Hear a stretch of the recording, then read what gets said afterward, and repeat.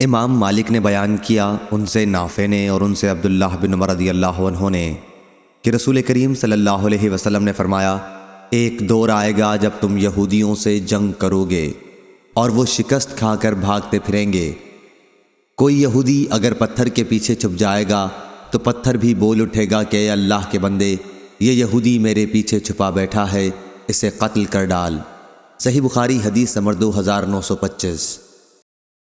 جریر نے خبر دی عمارہ بن قعقاع سے، انہیں ابو زرعہ نے اور ان سے ابو ہریرہ رضی اللہ عنہ نے بیان کیا